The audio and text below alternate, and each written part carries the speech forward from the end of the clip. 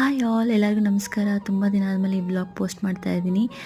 ನಾನು last week ನಮ್ಮ ಅಮ್ಮನವ್ರಿಗೆ ಹೋಗಿ ಬಂದೆ, ಅಂದರೆ ದಾವಣಗೆರೆಗೆ. ಕ್ರಿಸ್ಮಸ್ ಲಾಂಗ್ ವೀಕೆಂಡ್ ಇತ್ತು, ಹಾಗಾಗಿ ಬಸ್ಸಸ್ ಎಲ್ಲ ತುಂಬಾ ರಶ್ ಆಗಿತ್ತು. ಟ್ರೈನ್ ಕೂಡ ನಾನು ಮುಂಚೆನೇ ಬಸ್ ಬುಕ್ ಮಾಡಿದ್ದೆ, ಹಾಗಾಗಿ ನಮಗೇನು ಅಷ್ಟೊಂದು ಪ್ರಾಬ್ಲಮ್ ಆಗಲಿಲ್ಲ. ನನ್ನ ಮಗಳಿಗಂತೂ ಜರ್ನಿ ಸ್ಟಾರ್ಟಿಂಗಲ್ಲಿ ತುಂಬ ಖುಷಿಯಾಗಿರ್ತಾಳೆ. ಹೋಗ್ತಾ ಹೋಗ್ತಾ ಹೋಗ್ತಾ ತುಂಬಾ ಕಾಟ ಕೊಡ್ತಾಳೆ. ನಾವು ಹೋಗೋ ದಿನ ಟ್ರಾಫಿಕ್ ಜಾಮ್ ಕೂಡ ತುಂಬ ಇತ್ತು. ನೆಲಮಂಗಲ ಹತ್ರ ಒಂದು ವೋಲ್ವೋ ಗಾಡಿ ಡೆಡ್ಲಿ ಆಕ್ಸಿಡೆಂಟ್ ಆಗಿತ್ತಲ್ವ.